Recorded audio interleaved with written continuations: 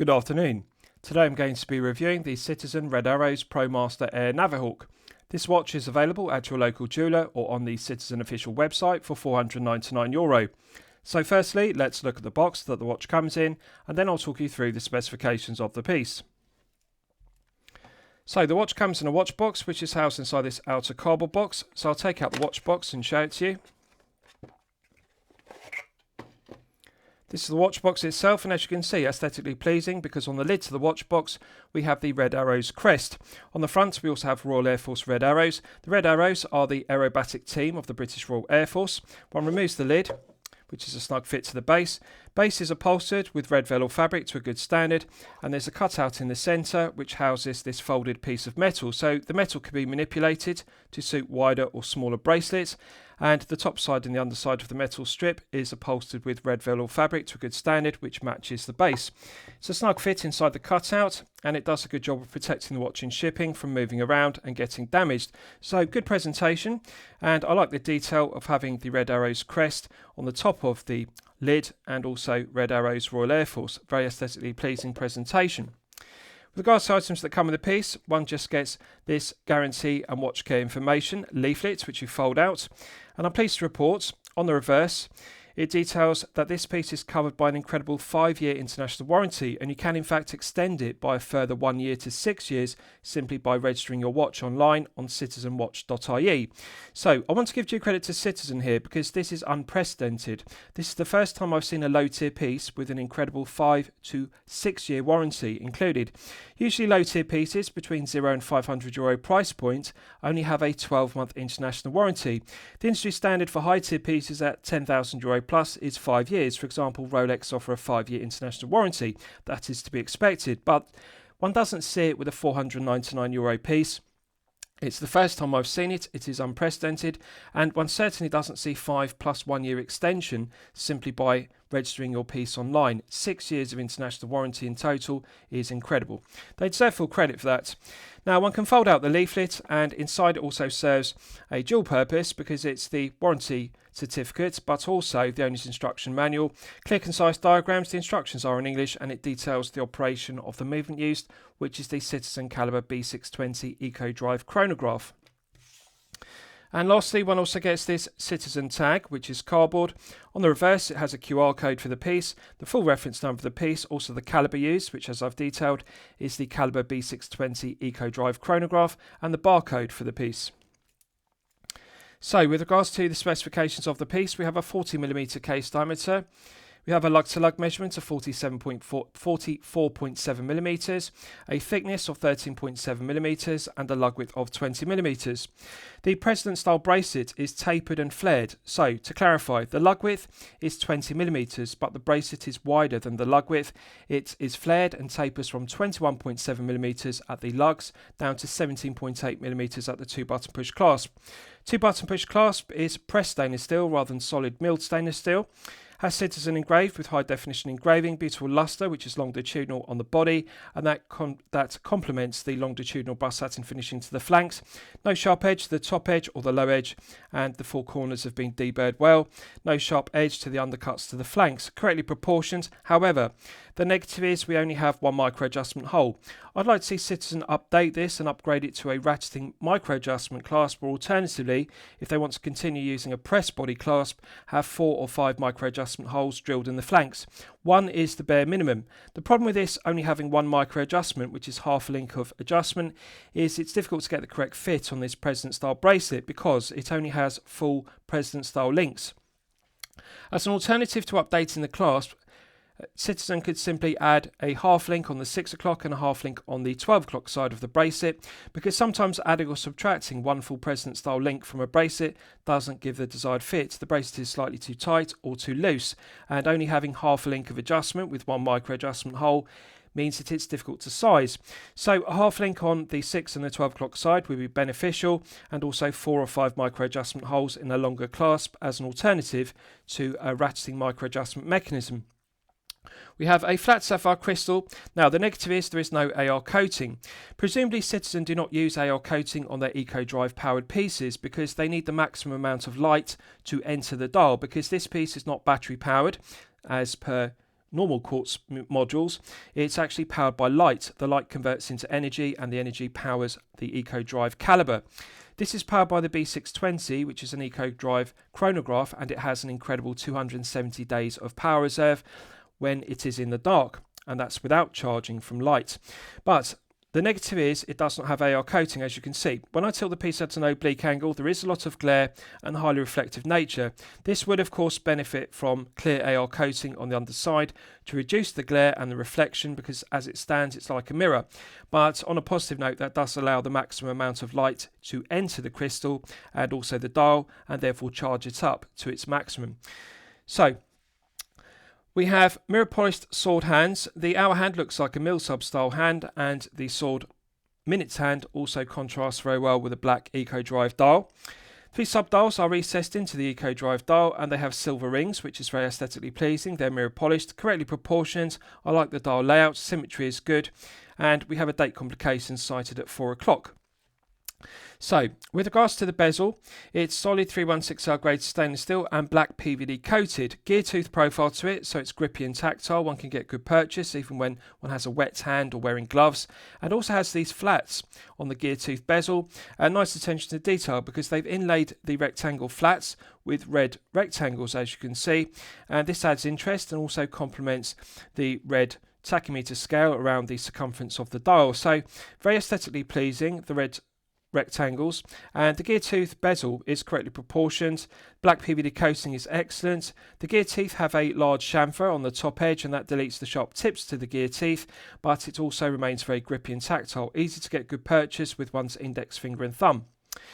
With regards to the case, it's solid 316L grade stainless steel, longitudinal brush satin finishing to the top of the angular lugs, vertical brush satin finishing to the flanks, which it has a beautiful luster, and it makes a refreshing change from mirror polished flanks or alternatively longitudinal brush satin finishing.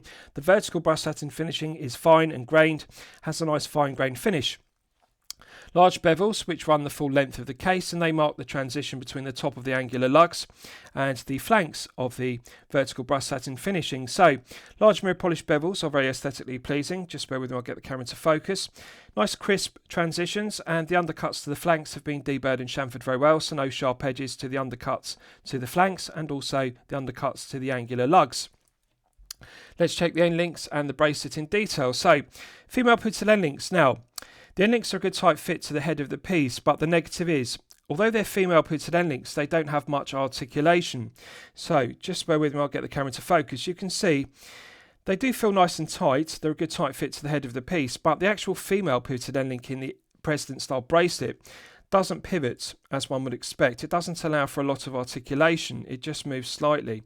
So I would like to see Citizen revise this and machine some of the meat off the centre link in the President style bracelet, and therefore allow the end link in the female putted end link to articulate more, because you can see the benefit is supposedly with female putted end links, unlike male end links, they allow the end link of a bracelet to pivot beneath the tips of the lugs to give us a closer fit, a more snug fit.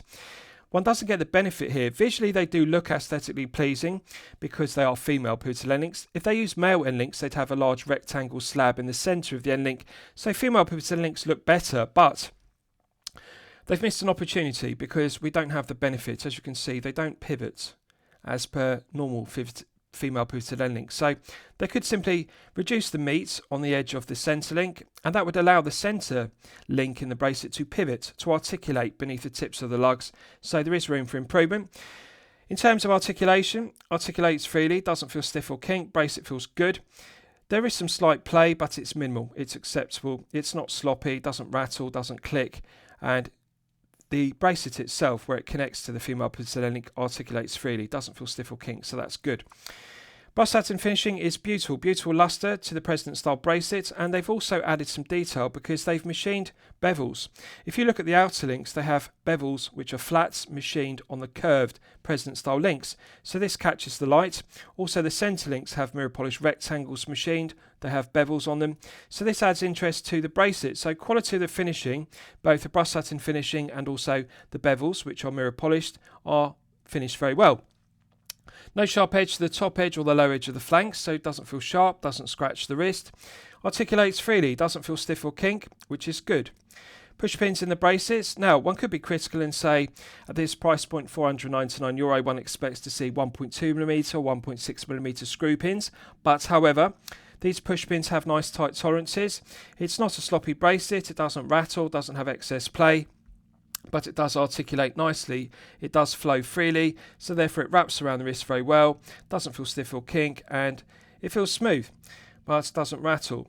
Push pins make bracelet resizing easy, and subjectively some collectors prefer push pins. We've got double push pins in each of the links, as you can see, and although this doesn't look as aesthetically pleasing as single holes in the flanks, of course this tightens up the tolerances, so the benefit is the bracelet is not sloppy. Let's check the other side for continuity. Again, female pivoted end links visually look good aesthetically, but they don't have the benefit of pivoting. There's only very slight articulation. They could simply refine this by reducing some of the meat in the centre link to improve the clearance, and that would allow the end link in the President style bracelet to articulate more, because as it stands it's got minimal movement, so one doesn't really get the benefit. But aggressive taper from 21.7 down to 17.8 looks good because it is a 40mm, and with the President style bracelet the aggressive taper does look good. I would prefer a Perfection personified 20 to 16 taper because it does have a 20mm lug width, and of course you'll know the industry standard cannot be beaten for a 40mm head of the piece like this. 20 to 16 looks better than having a flared bracelet which is wider than the lug width of 20. 21.7 is wide, but it does have an aggressive taper down to 17.8, although I do think 20 to 16 will look better. Again, no sharp edge to the top edge or the lower edge of the flanks. Articulates freely, doesn't feel stiff or kink, flows nicely, doesn't feel sloppy, doesn't have excess play. So quality control, build quality tolerances and finishing are good. Let's look at the clasp in detail. 2 button push triggers are recessed, heavily sprung loaded. Now I'm pleased to see they haven't used the production cost cutting measure of a pressed internal stainless steel clasp. We can see it's solid milled 316L grade stainless steel, which is good. Beautiful luster to the top side, underside and flanks. No sharp edges to the top edge or the lower edge of the flanks. Centre section has been deburred and chamfered well, so no sharp corners. Let's check the hinge pins. Left hand hinge pin articulates freely, doesn't feel stiff or kink, doesn't have excess play, feels nice and tight. Centre hinge pin articulates freely, doesn't feel stiff or kink, doesn't have excess play, nice and tight. Finally, let's check the right hand hinge pin, which is actually a spring bar. Articulates freely, doesn't feel stiff or kink, doesn't have excess play, so pleasant surprise for a low tier piece. To clarify, low tier is €0 to €500, and at €499 this is clearly at the top end of the low tier, but pleasant surprise. I expected to see some play in the left hand, centre and right hand hinge pins, but they're all tight. Good interference fit, no sharp edges, beautiful luster, it's good. So let's look at the case back in detail. So this is a Red Arrows edition, and as you can see, beautiful detail to the case back because, like the lid to the watch box, we have the Red Arrows crest, and I like the colours of it, and the quality of the printing is high definition. It's got a nice glossy coating to it which is scratch resistant, and it's nice to see this detail. So this is a special edition and therefore it will be highly collectible and appeal to citizen collectors. So I really like the detail of it. It's very high definition, nice glossy finish to it, vibrant colours, and nice to see the Red Arrows crest. And as I've detailed, the Red Arrows are the aerobatic team of the British Royal Air Force. Circumference is concentric CNC lathe tool machined and engraved with high definition engraving with a specification and reference number for the piece, as well as the module used, which is the Caliber B620 Eco-Drive chronograph. The outer circumference is mirror polished to a flawless standard, the milled slots are deburred and chamfered, and it's got a relatively low profile to the case back. It's not a deep bubble back case back, and it provides 200 metres of hermetic seal, which is very strong specification for a chronograph. Usually one would expect 100 metres of water resistance with a chronograph. 200 is very strong specification, so citizens full credit for that. The female pivoted end links are a nice tight fit to the head of the piece, and there's no sharp edges. They've been deburred and chamfered very well, and also the brush satin finishing is very good. Underside head of the piece is concentric CNC lathe tool machined, nice large bevels to the crown guards, and also, as I've detailed, it's well finished because on the undercuts to the flanks there's a nice large chamfer which runs, or bevel, which runs the full length of the case, and that deletes the sharp edge. So although it's a crisp transition on the edge of the case, it isn't sharp, so it doesn't feel rough, doesn't scratch the wrist. Quality of the finishing to the head of the piece is excellent throughout. Right, so let's test the chronograph complication and also test the push-pull crown execution.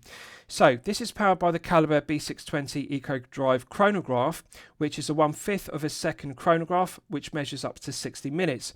Pressing the top pusher activates the chronograph complication, so clicks when you first press it. Thing to note is it does have a different sensation to mechanical manual wind chronographs or automatic chronographs. Also has a different sensation to the pusher versus other Mecha Quartz chronographs such as the VK63 and the VK64 made by Seiko. So to clarify what I'm referring to, when you first press the top pusher it clicks as you would expect, but when you press it to stop the chronograph it does not click. You have to press it and hold it just for a second.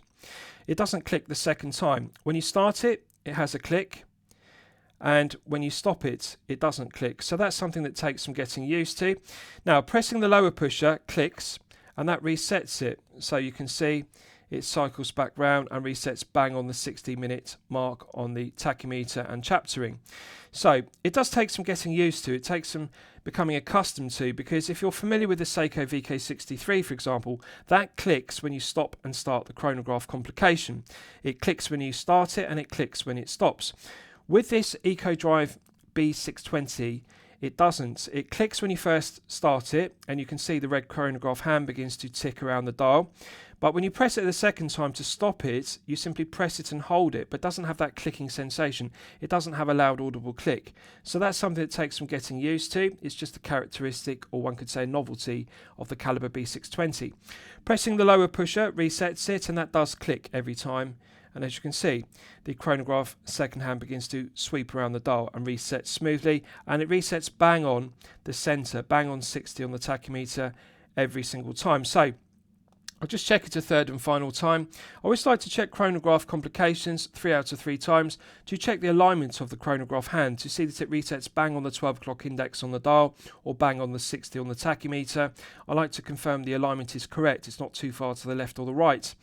So as I've detailed, pressing the top pusher again, you have to press and hold it just for a second and it stops, and then pressing the lower pusher clicks, and then it cycles back round, it smoothly sweeps back round to 60. Bang on the centre, so resets correctly and it's excellent, and that's something I like about the Calibre B620, the alignment is correct. So let's test the push-pull crown execution. Solid 316L grade stainless steel crown. It's a push-pull crown versus a screw-down crown. Now, subjectively, one could be critical and say, well, this is a 200 metre water-resistant piece. Citizen should have used a screw-down crown. But, however, one has to appreciate the pushers do not have screw collars as per a Daytona, for example, and they still provide 200 metres. I would expect a chronograph to have 100 metres, so to have 200 with pushers without screw-down collars as per a Daytona is very impressive. So they've matched it. We've got pushers without collars that don't screw down, and we've also got a push-pull crown. It's subjective. I prefer a screw-down crown because it provides a better hermetic seal, but 200 metres is strong specification, so I do appreciate that. The crown is knurled rather than being coin edge finished or alternatively gear tooth profile. I think knurled crowns match knurled bezels, and I think with a piece, regardless of whether it's a dive piece or a chronograph piece, when you have a rotating bezel, brands should always match the finishing to the bezel with the finishing of the crown. So to clarify, if the bezel is a coin edge bezel, there should be a coin edge crown. If it's a scalloped bezel, it should have a knurled crown. And if it is a gear tooth bezel, it should have a gear tooth crown. They should always match. What we've got here is a slight mismatch because we've got a gear tooth profile to the bezel, which is aggressive, very aesthetically pleasing, and it is grippy and tactile. But we don't have a gear tooth crown. It's knurled. And really, I think had they used a knurled finish on the bezel, that would match the knurled crown, or alternatively a gear tooth crown would match the gear tooth bezel. But what we've got here is a clash. There's a lack of continuity between the design. Gear tooth bezel doesn't match a knurled crown, but that's the way it is. Crown guards are correctly proportioned, and the crown is partially recessed into the crown guards. The crown guards are mirror polished to a good standard. Correctly proportioned, it's grippy and tactile. There's a large chamfer which deletes the sharp tips to the knurled teeth. And it's also engraved and embossed with the Citizen emblem, as you can see, which is mirror polished with a matte bead blasted background to it. So, push-pull crown, pulling it out to the first click position, is the quick set date complication. Now, this is the one negative I want you to be mindful of. The negative to this Eco Drive chronograph, and I'll apply it to all Eco Drive pieces, is the dial is thick. So, to clarify, they are not battery powered. They are powered by light, which converts to energy, and the energy powers the movement. So this movement, like all Eco Drives, does not have a battery. it will run for 270 days in the dark without any light source to charge it.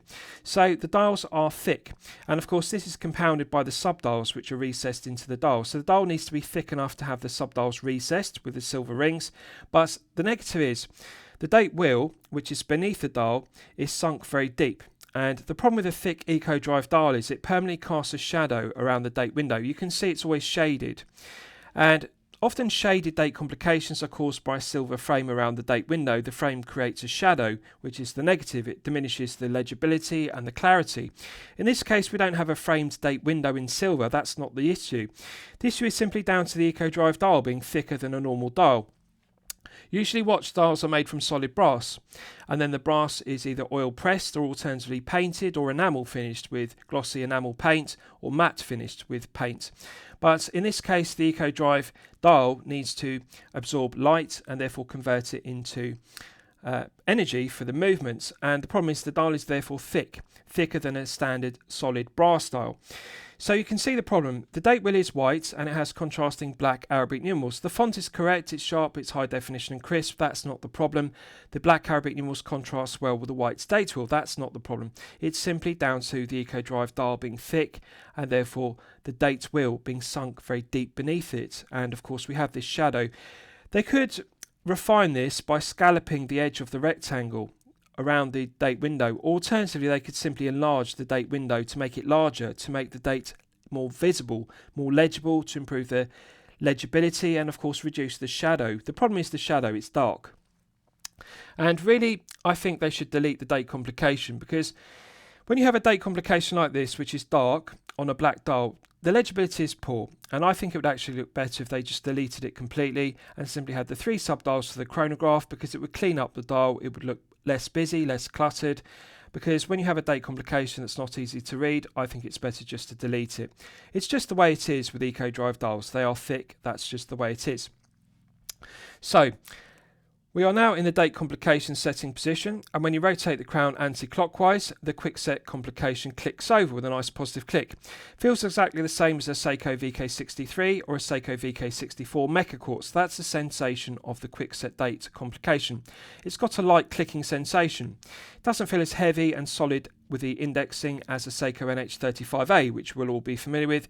It feels very similar to a Seiko VK63. Light sensation.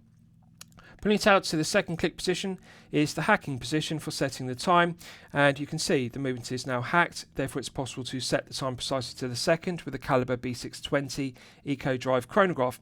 So we're now in the time setting position. It feels smooth when you cycle through the 12 hours with these sword hands, minimal resistance to it, and doesn't feel rough or gritty, doesn't feel stiff. It's got a light smooth resistance to it, and I like the feeling of it. Again, feels very similar to a Seiko VK63, which you may be familiar with.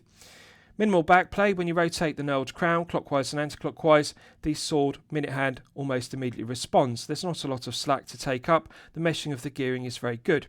Pushing it back in, it's got a nice positive click, and that restarts the movement, and it reinstates the 200 meters of hermetic seal.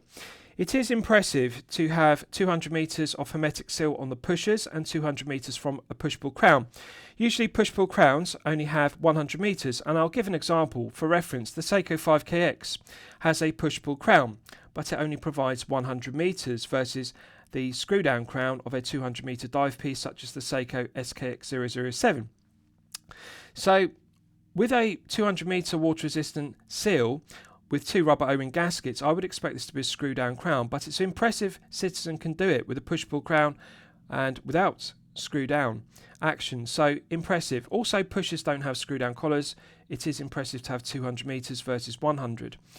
So let's test the bezel execution. Now, bidirectional friction bezel, so rotates both clockwise and anti-clockwise. It's friction based.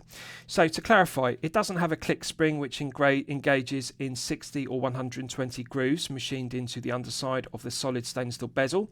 What it has is a wire which is octagonal shaped, and the wire sits into a groove inside the bezel, and that provides friction bidirectionally. The alternative to using an octagonal wire inside a bezel, the other convention for bidirectional bezels that click like GMT pieces such as the Rolex GMT Master 2, is they have 4 holes drilled in the case, and then they have 4 springs which are sat inside the holes, and then on top of the springs they have stainless steel ball bearings, and the springs give pressure to the ball bearings, and the ball bearings press against grooves in the underside of the stainless steel bezel. And when you have 4 holes in the case with 4 springs and ball bearings at 12, 9, 6 and 3, you can have a bidirectional bezel, and it clicks both clockwise and anti-clockwise as per a GMT bezel. This has a friction bezel, so it doesn't have holes in the case, doesn't have 4 springs, doesn't have 4 ball bearings providing pressure. What we have is an octagonal wire which sits inside a groove, and therefore it feels exactly the same. It has the same friction clockwise and anti-clockwise. It feels smooth all the way through the 360 degrees of rotation. It doesn't get tighter or looser, which is good. Medium resistance to it. It feels good. It feels solid and reliable. It doesn't feel sloppy. And I like the medium friction to it because you're not going to accidentally knock it out of position when you rub your hand or wrist or finger against the gear tooth teeth. So it's not going to accidentally slip out of position, which is good. Often a problem with bidirectional friction bezels is they don't have enough resistance. The bezel can easily move out of position accidentally. But this feels good. It's medium resistance. It's not too stiff. It's easy to get good purchase with your index finger and thumb. It does feel grippy and tactile. Even though it has these flats or rectangles machined or embossed onto the gear tooth bezel with the red rectangles, which looks aesthetically pleasing, you can get good purchase on it with your index finger and thumb. Even when you have a wet hand or you're wearing a glove, you can get a good grip of the gear teeth. So feels good, feels smooth, clockwise and anti-clockwise, no lateral side-side play whatsoever. And as it's a bidirectional bezel, we don't need to check for alignments because of course you can manually align it clockwise and anti-clockwise. Quality of the printing is excellent. So to clarify, it's solid 316L grade stainless steel, and then it's black PVD coated. Quality of the PVD coating is excellent on the gear teeth and also on the top. They've also engraved it and printed it with high definition printing, and the scale is very well printed. It's very sharp and it's very good. So the scale details litres, also details fuel in pounds, also details US gallons, and it's very well printed. The Arabic numerals are clearly legible, the pounds are clearly legible, the litres are clearly legible, and also the fuel pounds are clearly legible. So they've done a very good job of it. The scale is correctly proportioned, the ticks on it are high definition and crisp, and also the font is clearly legible on it. Feels nice. I like the feeling of it. I like the medium resistance, and of course one can manually align the triangle on it with the triangle on the tachymeter. So works very well. And the legibility is good. Quality of the black PVD coating is good. Quality of the white paint on it is also good. Right, so I'll give you a wrist shots and you can see how it fits on my 8-inch wrist. Now, I haven't sized the bracelet, and I'm pleased to report this does come on a very long bracelet. This would actually fit up to a 9-inch wrist because I can easily slide an index finger beneath a bracelet and clasp at all times. So there are enough removable links on the 6 o'clock and the 12 o'clock side to size this down to a minimum 6-inch wrist size. 6 inches is the minimum, maximum is 9, and I'm on the maximum position 2 of 2 micro adjustment holes. So as I've detailed, the negative is there is no half link on the 6 and no half link on the 12 side, therefore one has to add or subtract one full link to size the bracelet. Problem with that is sometimes the bracelet will be too tight or too loose. We don't have on the fly adjustment, we only have half a link of adjustment on the micro adjustment holes in the clasp. I'd like to see a longer clasp with 4 or 5 micro adjustments in the flanks or ratcheting mechanism as I've detailed, but on a positive note, it is long enough to fit a large 9-inch wrist size, so plenty of length on the bracelet for larger wrists. Now, as I've detailed, I think this would look visually more aesthetically pleasing if it had the perfection personified 20-16 taper I always refer to. This has an aggressive taper, but it's flared, it's wide, it's 21.7 down to 17.8. There is a lot of meat on the bracelet. Visually it looks aesthetically pleasing because it's a refreshing change from the default option of using an oyster style bracelet, a Jubilee style bracelet or a beads of rice bracelet. The President style bracelet is flat on the underside and it's got curvature to the top of the links, so it looks nice, and also it has these flat mirror polished bevels machined to add interest. But I think it's always a mistake when there's a flared bracelet which is wider than the lug width. So this has a 20mm lug width and therefore they could have used a 20mm bracelet. they flared the bracelet wider at 21.7, so they've added some meat. The negative is that additional meat on this President style bracelet increases the heft to 166 grams. Now bear in mind, it is 166 with all the links in the bracelet. It's a very long bracelet to fit a large 9-inch wrist. Even with my 8-inch wrist, which is large, I would remove 4 links from the bracelet to delete a lot of the heft. That would reduce it down to 150.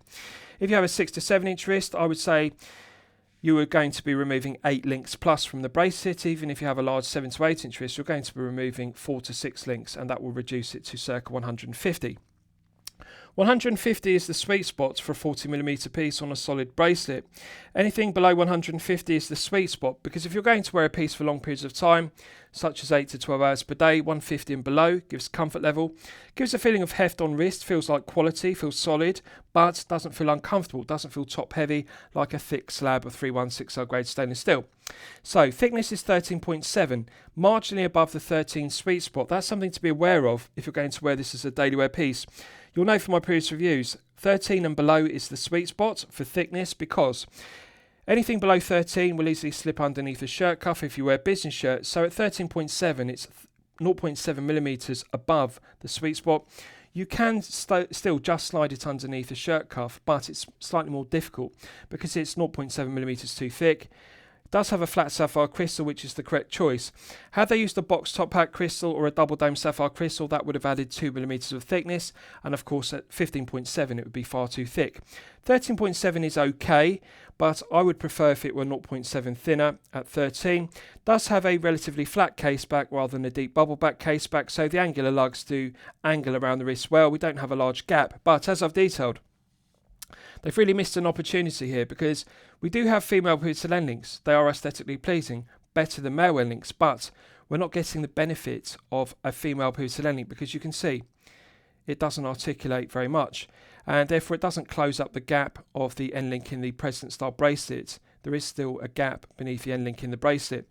If there was more articulation, more pivoting to the female pivoted end link, that would pull the bracelet closer to the wrist, and then we get the full benefit of the angle profile to the lugs, because the bracelet will pull snug to the wrist. There is a slight gap beneath the tip of the lugs and the bracelets, so they could refine or reduce some of the meat in the recess of the end link, and that would allow it to pivot better. It could be refined very easily. In terms of feel good factor and comfort level, does feel balanced, doesn't feel like a top heavy piece. 166 is a heavy piece. It's 16mm too much heft, but of course you can delete that very easily by sizing the bracelet, so I'm not going to be critical of that. Wrist presence is good at 40. 40 is suitable for a 6 to 7 and a 7 to 8-inch wrist. Contrast is very good. I like the red tachymeter scale around the circumference of the dial. We've got the white minute ticks around the circumference of the dial for the chapter ring. The black PVD coated bezel looks very aesthetically pleasing with the red rectangles on it, and it's a good looking piece. I like it. I think it gives good wrist presence, and it's got a nice satisfying feel to it. Bracelet does have enough meat on it to balance the head of the piece. The head of the piece, although it's 13.7, it's slightly too thick. It does angle around the wrist very well. It doesn't sit on top of the wrist like a thick slab of 316L grade stainless steel. And I think the proportions are good. 20mm lug width is the correct choice for a 40mm head of the piece. They just need to refine the bracelet and reduce some of the meat. A 20 to 16 would look better. And of course the clasp is pressed body, which does feel light. What we're looking at here is a heavy solid link President style bracelet, but a clasp which is pressed stainless steel. The clasp feels too light for the head of the piece and the bracelet, and therefore the clasp doesn't balance the bracelet and head of the piece well. If this were a solid milled micro adjustment clasp or a longer clasp, that would improve it. That would add some heft to the bracelet, the clasp end of the bracelet, because as it stands, it feels like the clasp is too light for the head of the piece. But aesthetically pleasing, comfort level is good, case back feels smooth and comfortable, and 13.7 is marginally too thick, but it is okay. And the bracelet is very well finished, beautiful luster to the President style bracelet, and it does look very good on the head of the piece. So feel good factor is good, comfort level is good, and the 166 grams of heft is excessive but can be reduced to circa 150 with sizing. Right, so let's do a loom test and we'll see how the loom performs when it's charged up to the absolute maximum. So as always, I'm going to use my 100 UV LED torch to charge it up to the absolute peak. Right, so that's now fully charged, and as you can see, it has not disappointed. We're clearly looking at 5 to 6 layers on the indices and 5 to 6 layers on the sword hands. Good colour tone match in daylight. They both look white on the indices and white on the sword hands, and in the dark you can see there's also a good colour tone match, same green tone. But however, I think we're looking at more layers on the sword hands. We're looking at 6 layers on the hands versus say 5 layers on the dial. So you can see the potency of the exciter on the hands is brighter. It has more potency than on the dial. This tells me that there are more layers applied to the hands than the dial. So I think they could add an additional layer of C3 superluminova on the indices to match the number of layers on the handset. Now one has to appreciate sword hands do have a large area, a large plot for 5 to 6 layers of C3 to be applied. They're very wide. So you can see they're much wider than Mercedes hands or baton hands, for example, or pencil hands. This is the benefit of using Milsub style sword hand or for the hour hand, and of course a sword hand for the minute hand. Large area, large plot, so performance is good on the hands. Indices I think is okay with regards to the potency of the exciter, but I think we're looking at 5 layers versus 6, because you can see the green colour tone match is the same, but the indices are not glowing as brightly as the hands. So we're looking at more layers on the hands than we're looking at, more layers on the hands than we're looking at on the indices. And I think with applied indices, they could apply an additional layer to give it 6 layers, because as you can see, potency is good initially, but then the indices fade faster than the hands, and the camera struggles to autofocus. So I think the potency is good, but we need an additional layer on the indices to give it stellar performance. Hands are stellar performance. This is clearly 6 layers. Green is very aesthetically pleasing as an alternative to using the blue tone of BGW9. So I think it's good, but there's room for improvement. Right, so let's discuss the movement use, because it's one of my favourite aspects of the piece. So as I've detailed, this is powered by the Citizen Caliber B620 Eco Drive Chronograph, which is made in Japan. It's a reliable, well-proven workhorse Eco Drive Chronograph, and it's not battery powered as per quartz and mecha quartz pieces. It's powered by light. The light is converted to energy as per all Eco Drive movements. It runs for an incredible 270 days in the dark without any light to charge it, which is 9 months. So you don't have to charge this daily with a light source. When it's fully charged, it will run for 270 days or 9 months in the dark without any charging whatsoever. Stated accuracy is an incredible plus or minus 15 seconds per month. Just think about that for a moment. That's not plus or minus 15 seconds per day or per week. Plus or minus 15 seconds per month is better than plus or minus 1 second per day accuracy. Incredibly accurate movement. It has a 1/5 of a second chronograph, which measures up to 60 minutes in total, which is excellent. 24-hour indicator, has hacking, it's magnetic resistant. Quick set date complication, which as I've demonstrated works well. The negative is the legibility is poor because the Eco Drive dial is thick, as I've detailed. It also has the benefit of a low charge warning function. So what that means is, when the power reserve is depleted in its 270 days, it has a low charge warning function. So what that means is the second hand, rather than ticking at 1 tick every second as normal, it ticks every 2 seconds. And when you see the second hand begin to tick every 2 seconds, you know the power reserve is low and therefore it needs more light charging. So that's a useful indicator because of course this isn't battery powered. It doesn't have the usual 2 to 3 year battery life of a quartz or a mecha quartz. What we're looking at is a piece without a battery. The benefit is you never have to change the battery with this piece, and unlike a mechanical movement piece such as an automatic or a mechanical wind chronograph, you don't need to manually wind it or wear it to charge it automatically. So you can simply wear the piece daily and the light will charge it continuously. And even if you don't do that, when it's fully charged it will run for 270 days in the dark without any light source. So it's very good and it's very well proven. So I like the accuracy of it, I like the fact you don't need to change a battery, and also it's good that it has plus or minus 15 seconds per month. That is incredible, better than plus or minus 1 second per day. Reliability is well proven, build quality, quality control, materials and finishing are excellent. Citizen Eco Drive movements are excellent, and the B620 Eco Drive chronograph is one of their best. It's a very accurate, very reliable, well proven chronograph. So last I'll summarise the piece. What do I think of it overall? Well, when I'm considering reviewing a watch on my channel, the watch meet 2 criteria. It should be both excellent quality and excellent value at the respective price point. So low tier piece, low tier is €0 to €500. We're at the upper end of it, €499. Mid tier starts at 500 and then continues to 5,000. So we really are at the borderline or threshold where low tier becomes mid tier. At 499, it's just at the cusp. It's just at the points where low tier moves to mid tier. So I'm going to declare it's good quality, and I'm going to declare the value as okay. I'm not going to say excellent quality and excellent value because there is room for refinements. They could refine the end links to make them pivot better because there isn't much articulation. And also they could update the clasp. I'd like to see this improved with 4 or 5 micro adjustment holes or a solid milled body versus pressed, and also a micro adjustment ratcheting mechanism would be the ultimate benefit. And really at €499, this is not acceptable. It needs to be updated. This kind of pressed body clasp was acceptable in the 1990s and early 2000s, but in 2025 it really needs to be updated. On a positive note, it does have solid milled internals versus pressed, so that's good because that would have been a production cost cutting measure too far. But they just need to update the gauge. It's a light gauge of clasp. This does not say to me €499. It says to me low tier Chinese made piece. So that's the one negative, and that downgrades the piece. But the head of the piece is good. Bracelet is good. And the chronograph complication works well, and of course the Caliber B620 Eco Drive is an excellent chronograph, so I like it. So good quality, value is okay. I hope you've enjoyed my review of the Citizen Red Arrows Promaster Air Navihawk. Please feel free to post your own comments below the video. Thank you for watching.